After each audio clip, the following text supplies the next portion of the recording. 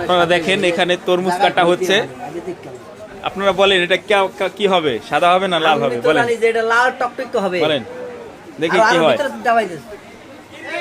বাবু ওদের শিকদার মধু মধু মধু মধু মধু কি হবে, মধু হবে না কি হবে? দেখি দেখি দেখি।